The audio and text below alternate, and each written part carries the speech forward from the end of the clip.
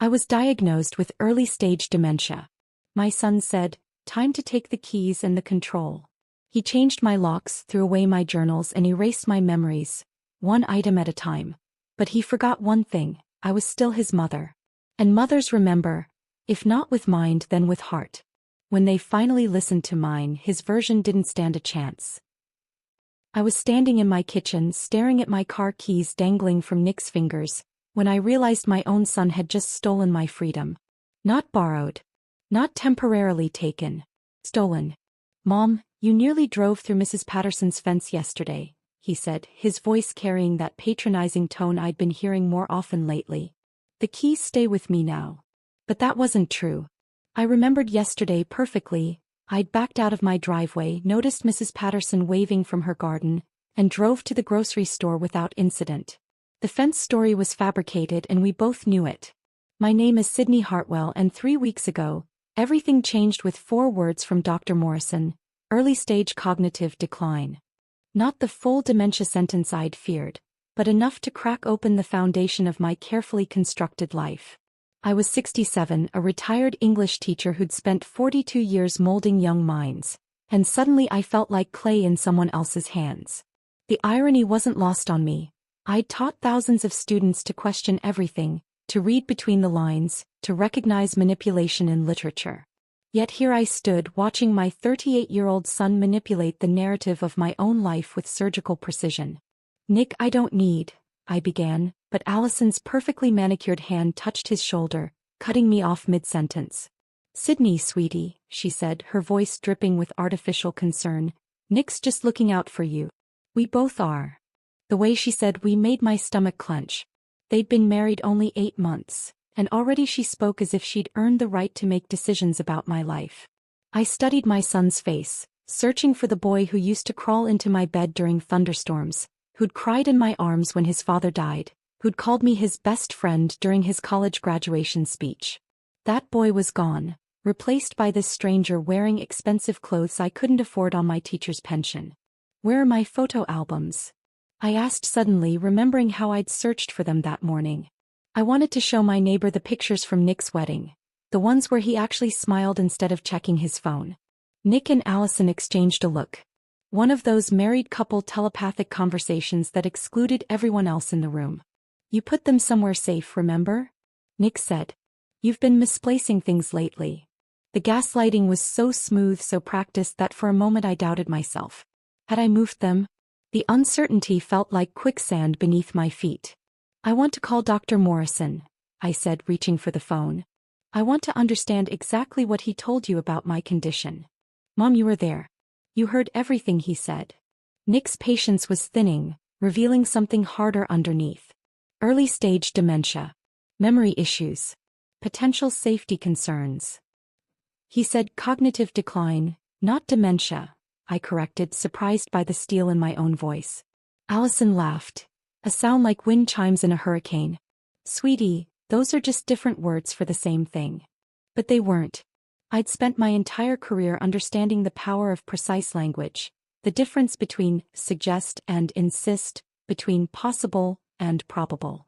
Dr. Morrison had been careful with his words, explaining that my symptoms were mild, that many people lived independently for years with similar conditions. The realization hit me like ice water. They weren't protecting me. They were positioning me. I walked to my kitchen window, looking out at the garden where I'd spent the morning planting tomatoes. My hands were still dirty from the soil, my back ached pleasantly from the work, and my mind felt sharp as a blade. Whatever was happening to my memory, I wasn't helpless. Not yet. "I'm making coffee," I announced, moving toward the cabinet where I kept my good cups, the ones Caleb had given me for our 20th anniversary. The cabinet was empty. "Where are my dishes?" The question came out sharper than I intended. "We put them somewhere safer," Allison said quickly. "You know, in case you drop them." My hands weren't shaking. My reflexes were fine. I'd never dropped those cups in 27 years of marriage or 15 years of widowhood. But somehow, in the 3 weeks since my diagnosis, I'd apparently become too fragile to handle my own belongings. I turned around slowly, studying their faces. Nick looked uncomfortable, avoiding my eyes.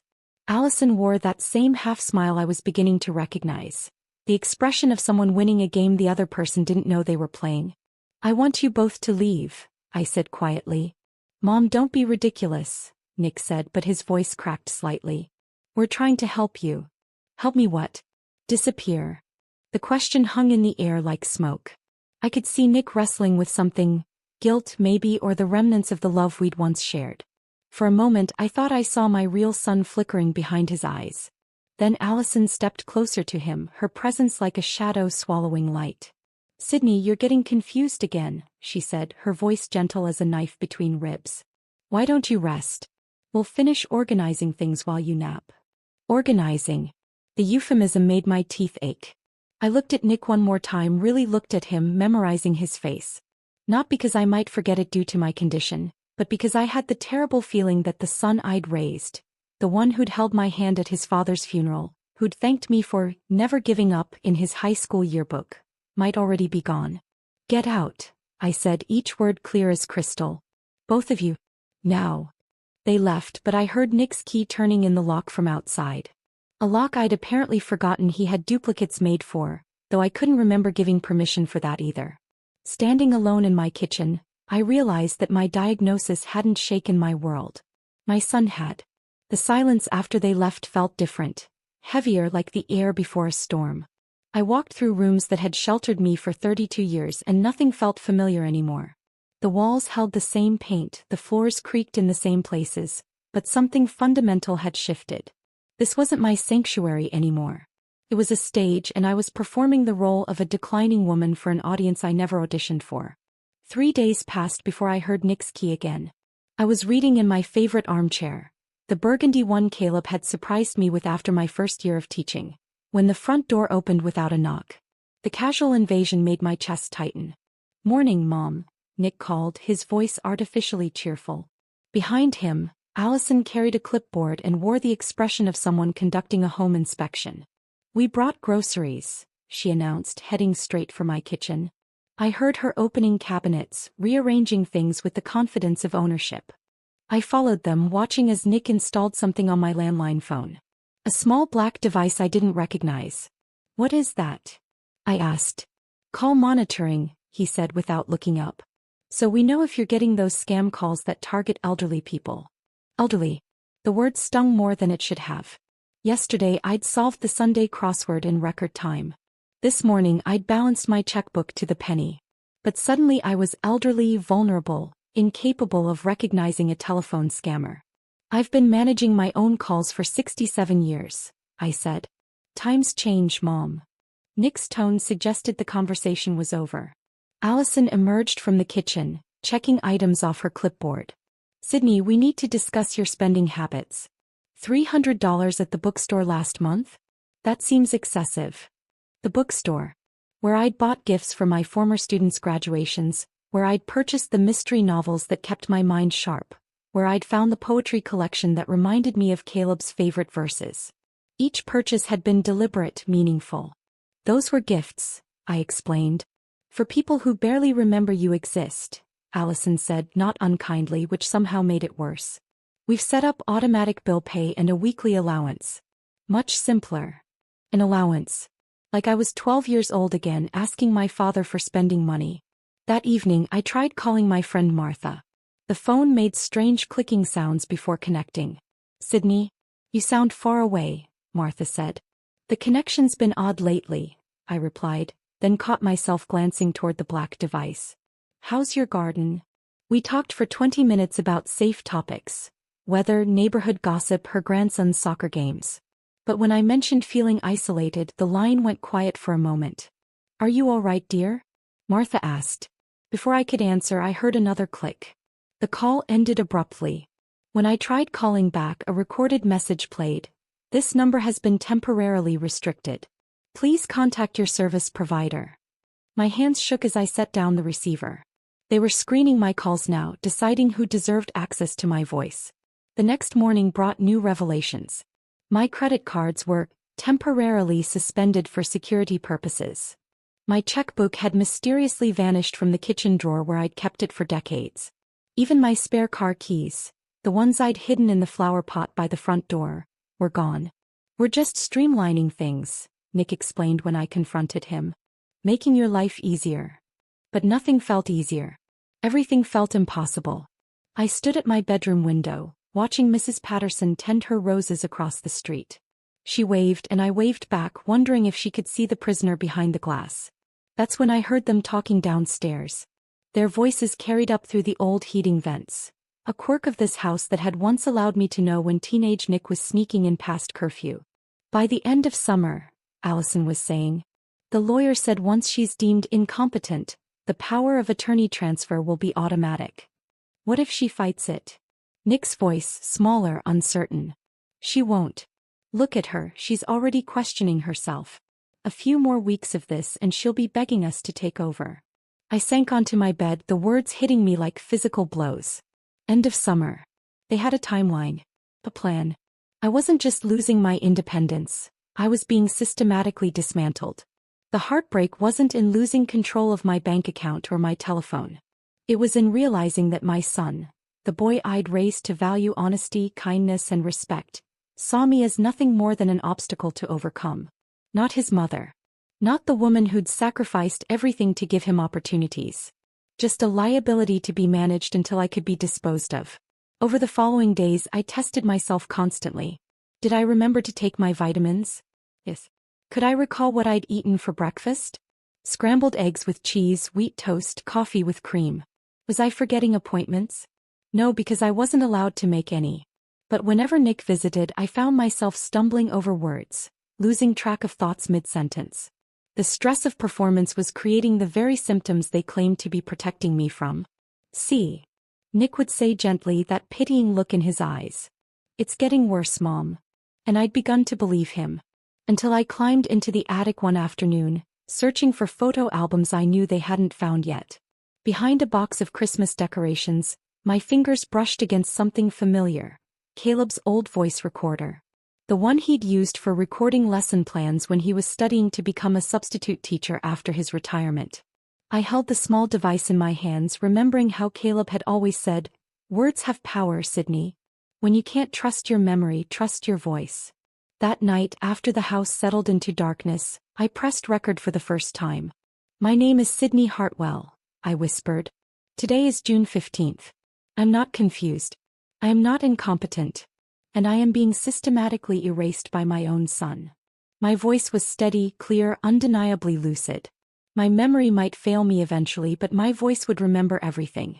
Recording became my ritual. Every morning at dawn, before the house stirred with unwelcome visitors, I whispered my truths into Caleb's old device. Day 3, Nick removed all my address books. Day 7, Allison took my prescription bottles to organize them. Day 12, they're installing security cameras. For my safety, they claim. But on day 15, everything changed when I heard Martha's voice through my bedroom window. "Sydney. Sydney, are you home?" she called from the front yard, her familiar voice cutting through the morning quiet like a lifeline thrown to a drowning woman. I rushed downstairs, forgetting caution, desperate for connection with someone who remembered who I used to be. But when I reached for the front door handle, it wouldn't turn. A new deadbolt had appeared overnight, one that required a key from both sides. "Martha." I called through the closed door, pressing my palm against the wood. "I can't, the lock is." "What do you mean you can't open it?" Her voice carried concern, not judgment. Through the window, I could see her standing on my porch, wearing the purple cardigan I'd knitted her last Christmas. Her silver hair caught the morning light, and her face showed the same sharp intelligence that had helped her navigate 40 years as a family court judge before retirement. "They changed the locks," I said, my voice breaking despite my efforts to stay composed. Martha's expression shifted from confusion to something harder, more dangerous. She walked around to my kitchen window where we'd shared countless cups of coffee over the decades. "Who changed them, Sydney?" "Nick and Allison. They say it's for my protection, but you're locked inside your own home." Her voice carried the authority of someone who'd spent decades recognizing abuse in all its forms. I nodded, tears threatening. "Martha, I need to tell you something. Can you come back tonight? Around 10? They usually leave by then." Her eyes narrowed with understanding. "I'll be here." That evening, I watched from my dark living room until Martha's car pulled into my driveway. I'd unlocked the window earlier, praying they hadn't secured those too. The kitchen window slid open with a soft scrape, and Martha climbed through with surprising agility for a 71-year-old woman. "This is absolutely ridiculous," she whispered, brushing dirt from her slacks. "Sneaking into my best friend's house like teenagers." I handed her the voice recorder without explanation. Her face grew graver with each passing minute as she listened to my documented evidence. When my recorded voice described overhearing their timeline for taking control, Martha's hands clenched into fists. "Those calculating little," she caught herself, remembering her manners even in outrage. "Sydney, this is elder abuse. Financial exploitation. But what if they're right? What if I am losing my mind?" Martha gripped my shoulders, forcing me to meet her eyes.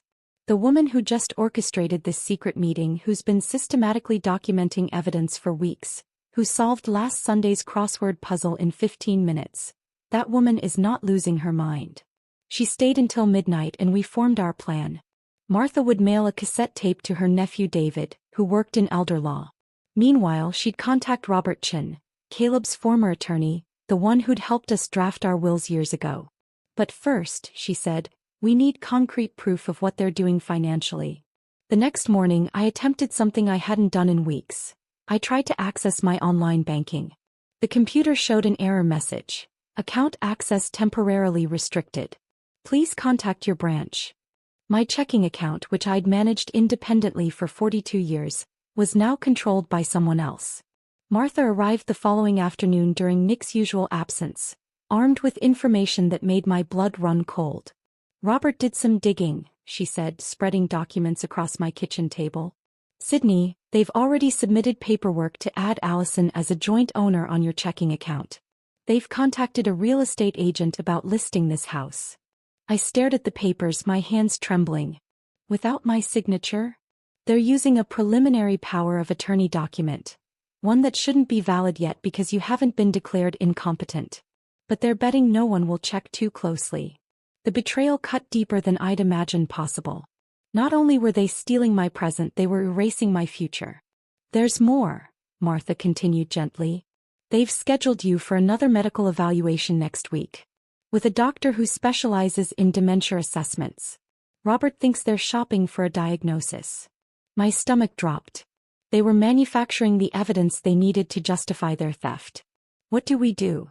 Martha smiled, the same fierce expression she'd worn in courtrooms when defending vulnerable families. "We beat them at their own game. Robert's arranging for you to see Dr. Elizabeth Warner tomorrow. She's one of the most respected neurologists in the state, and she's testified in elder abuse cases before." The next day, Martha drove me to Dr. Warner's office in her ancient Honda, taking back roads to avoid any possibility of being followed. The irony wasn't lost on me. I was sneaking around to prove my own competency. Dr. Warner was a woman in her 50s with kind eyes and direct questions.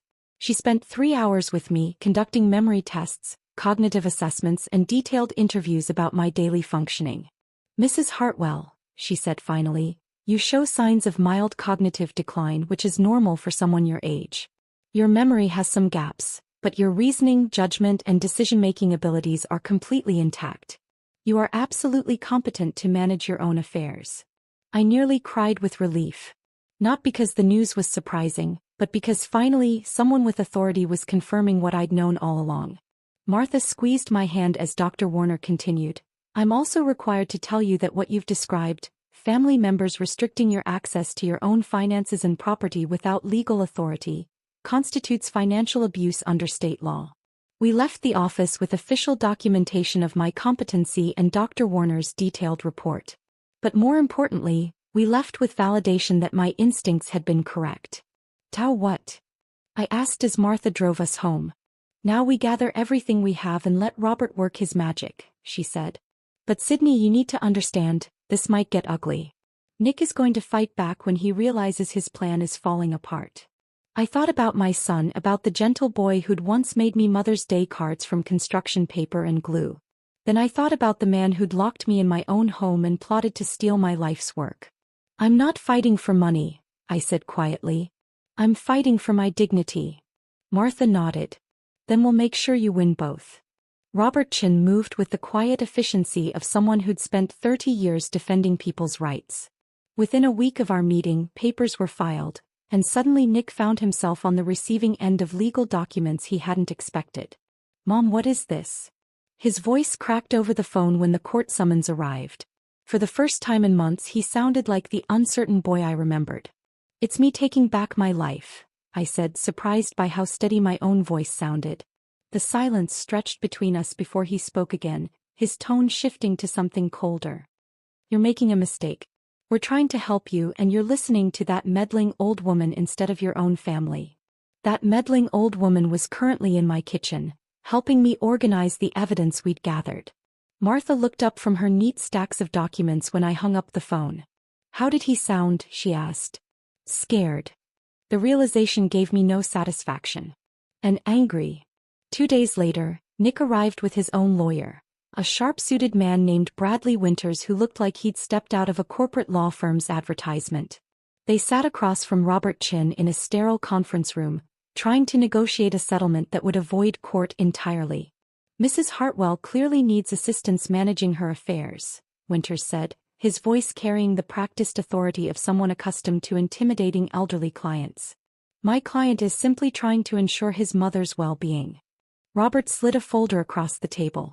"Your client has been systematically isolating his mother, restricting her access to her own property, and attempting to gain control of her assets without proper legal authority.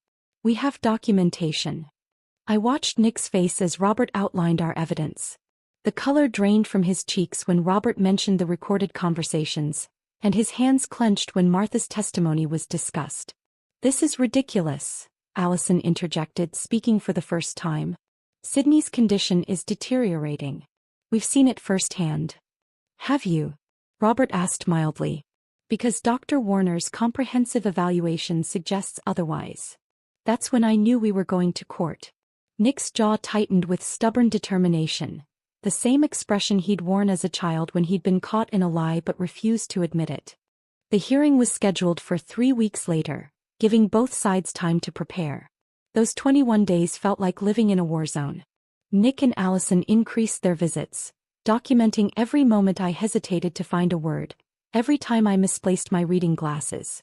"You're making this harder than it needs to be," Allison said during one particularly tense visit. "We're not the enemy here." But they were treating me like one. The house felt under siege, every conversation recorded by hidden devices they thought I hadn't noticed, every interaction designed to provoke the confusion they needed to prove their case. Martha practically moved in during those final weeks, helping me practice my testimony and keeping me grounded when anxiety threatened to overwhelm my clarity. "Remember," she said the night before the hearing, "you're not just fighting for yourself. You're fighting for every parent who's ever been betrayed by the child they raised." The morning of the hearing arrived gray and drizzling, as if the weather itself reflected the somber nature of what was about to unfold. I wore my navy blue dress, the one Caleb had always said made me look distinguished, and carried the small leather purse that held my voice recorder. The courtroom was smaller than I'd expected, but the weight of what would be decided there made it feel enormous. Judge Patricia Holloway presided, a woman in her 60s with silver hair and intelligent eyes that missed nothing. Nick and Allison sat at one table with their lawyer, while Martha, Robert, and I occupied the other.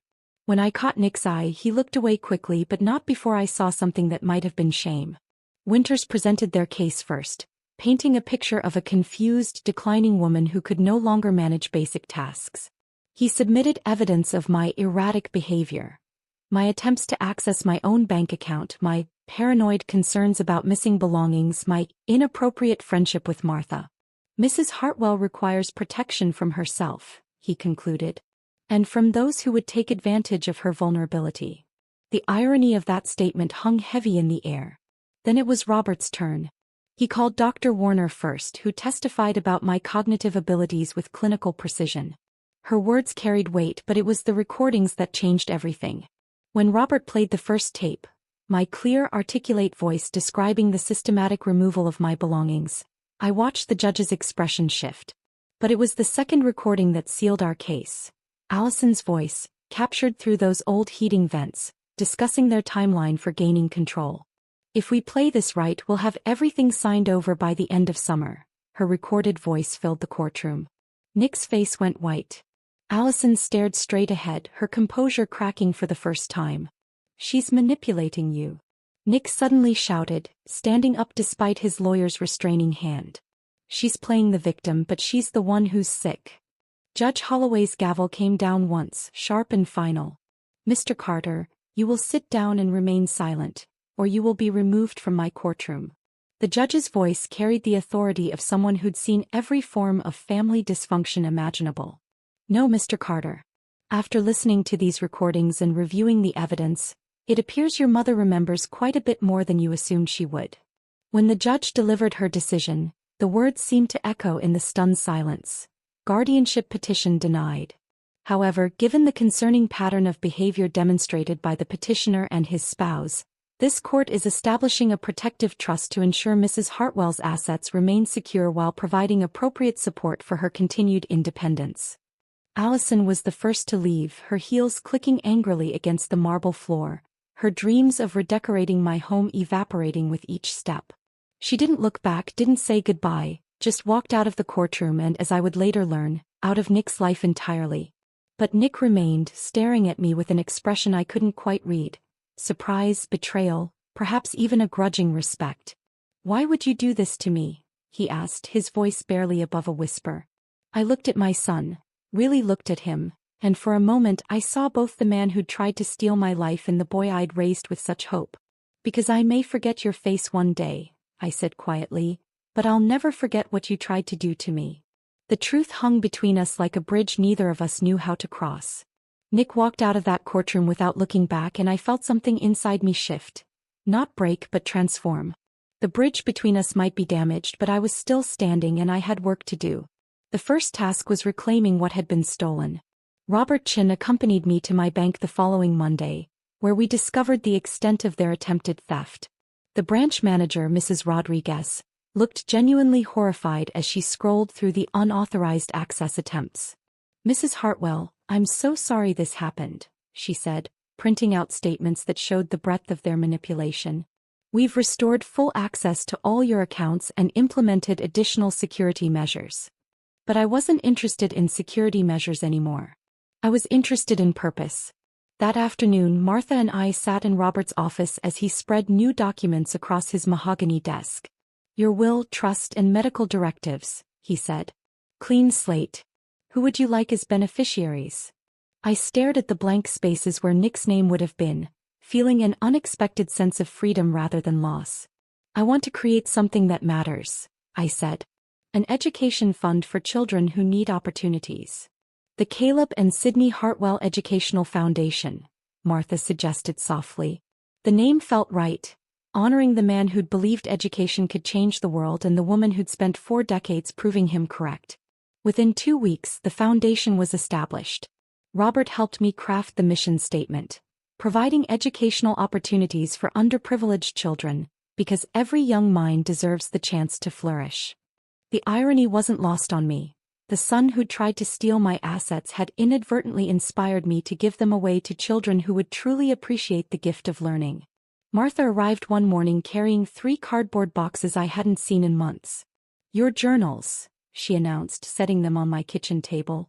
I may have rescued a few things during those early weeks when items kept disappearing. I opened the top box with trembling hands. Inside were notebooks spanning 30 years. My thoughts on teaching, reflections on raising Nick, memories of Caleb, observations about life and literature. My voice, preserved in ink and paper. You saved them, I whispered. I had a feeling they might be important someday, Martha said with a knowing smile. As I flipped through pages of my own handwriting, an idea began forming. These weren't just personal memories.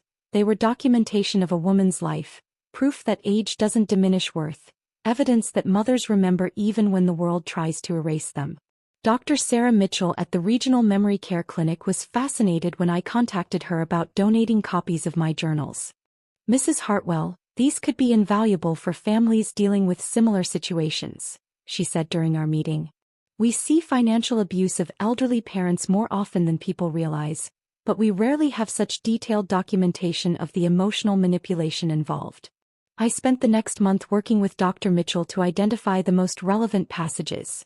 Moments when I'd question my own sanity, instances where I'd documented the gradual erosion of my autonomy, reflections on the difference between genuine care and controlling behavior. This entry particularly struck me, Dr. Mitchell said, reading from my journal dated 3 weeks before the court hearing. You wrote, "Today I remembered that love doesn't require surrender of self. Protection doesn't demand isolation. Care doesn't justify control." These distinctions could help other families recognize unhealthy dynamics. The journal project led to speaking engagements. Dr. Mitchell invited me to address support groups for caregivers and family members of people with cognitive decline. Standing before these audiences sharing my story, I discovered something unexpected. I wasn't the only mother who'd been silenced in the name of protection. Eleanor Walsh, 73, approached me after one such talk. "My daughter took my credit cards last year," she said quietly. She said it was because I was buying too many gifts for my grandchildren. But those gifts were the only way I felt connected to them anymore. Her story echoed dozens of others I heard. Adult children making unilateral decisions about their parents' lives, using medical concerns as justification for control, gradually stripping away independence under the guise of care. "We need to do something," Eleanor said. "People need to know this happens." That conversation sparked my next project. I'd taught thousands of students to find their voices through writing. Now I needed to find mine again. Learning voice dictation software at 67 proved challenging, but Martha patiently helped me navigate the technology. My fingers might occasionally betray me, forgetting words or stumbling over keys, but my voice remained strong. Chapter 1. I spoke into the computer microphone. My name is Sydney Hartwell, and this is the story of how I learned the difference between forgetting and being forgotten. The book grew organically, weaving together my personal experience with the stories shared by other women I'd met. Not just my journey, but our collective voice. Mothers, wives, teachers, professionals who'd been reduced to nothing more than problems to be managed. The writing process revealed memories I'd thought were lost. Details that emerged with surprising clarity when I stopped fighting to remember and simply let the stories flow. I wrote about Caleb's patient encouragement of my teaching career, about Nick's childhood sweetness, about the moment I realized I was stronger than my diagnosis suggested. Remembering Me, a mother's memoir, took 8 months to complete.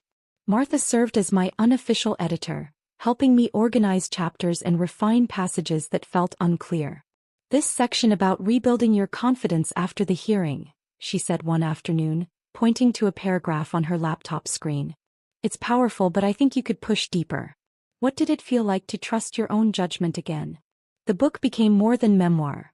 It became a guide for other families navigating similar challenges, a testament to the reality that cognitive changes don't negate a person's fundamental worth or right to dignity. When the first printed copy arrived in the mail, I held it like the precious thing it was. My story, my voice, my legacy, transformed from private pain into public purpose. The dedication page read simply, "For every mother who remembers and for every family learning to listen."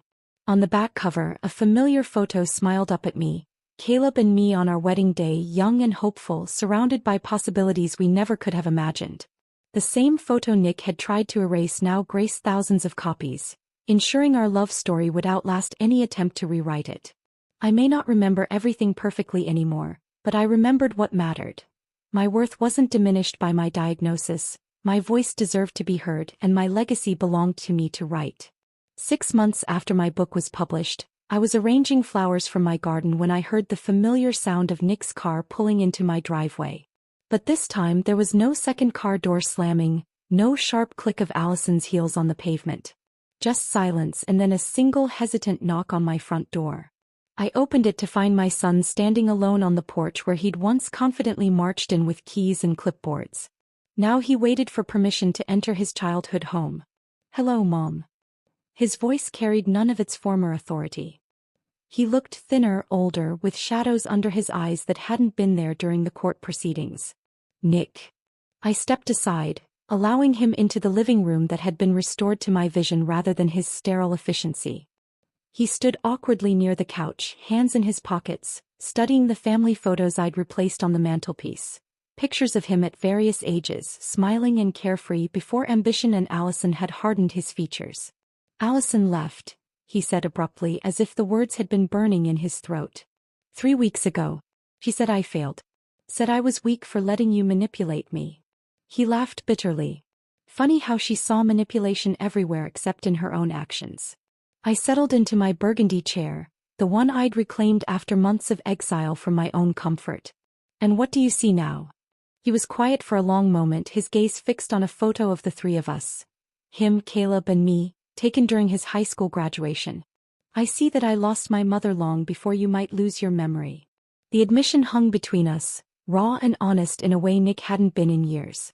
Why did you come here? I asked. To ask for forgiveness. His voice cracked slightly on the word forgiveness, making him sound like the uncertain boy who used to seek my comfort after nightmares.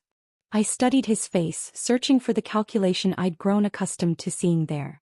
Instead, I found something that might have been genuine remorse, though I wasn't sure I trusted my ability to distinguish between his real emotions and his performed ones anymore. Forgiveness doesn't come before truth, I said quietly. You erased me when I was still here, Nick. You buried me before I was gone. His shoulders sagged as if I'd struck him. I know that now. But I was scared, Mom. The diagnosis, it terrified me. I couldn't bear the thought of losing you gradually, so I convinced myself I was protecting what was left. By stealing it? By controlling it. The honesty in his admission surprised us both. Allison made it seem logical, necessary. She said families who planned ahead were the smart ones. I thought about the woman who'd smiled her way through my systematic dismantling, who'd calculated my worth down to the summer timeline for my erasure. And now I understand that I didn't lose you to dementia. I lost you to my own cowardice. The words carried weight, but I wasn't ready to be moved by them. Trust, once shattered, couldn't be rebuilt with a single conversation, no matter how seemingly sincere. You can visit, I said finally. Once a month. Sunday afternoons. Hope flickered in his eyes. To talk? To rebuild? No. I cut him off gently but firmly. To watch. To see what you tried to destroy. His confusion was evident, but he nodded anyway, desperate for any connection I was willing to offer. The following Sunday he arrived to find my living room transformed into an informal classroom. 5 teenagers from the local community center sat cross-legged on cushions, notebooks in their laps, eyes bright with the particular intensity of young people discovering their own voices. Today we're talking about the power of personal narrative, I announced, settling into my teaching rhythm for the first time in years. How do we tell our own stories when the world tries to write us off? Nick took a seat in the back corner just as he had during parent-teacher conferences when he was proud of my work. But now he wasn't here as a supportive son. He was here as a witness to what he'd almost silenced. Jasmine, a 17-year-old with fierce intelligence and a scholarship to State University, raised her hand. Mrs. Hartwell, what happens when family members don't believe in your story? I glanced toward Nick before answering. Then you tell it louder with more clarity until the truth becomes impossible to ignore. During that session, I read aloud from one of Caleb's letters, written shortly after Nick's birth, describing his hopes for our son's future. I want him to understand that strength isn't about having power over others, Caleb had written. It's about lifting others up when they're vulnerable. The irony wasn't lost on anyone in the room, especially Nick, whose face flushed with shame as the teenagers absorbed Caleb's wisdom. These monthly sessions became a ritual of sorts. I taught creative writing, shared stories from my decades in education, and read excerpts from Caleb's letters that painted a picture of the family we'd once been. The teenagers were hungry for these glimpses into authentic adulthood, these examples of how to love without controlling, how to care without consuming.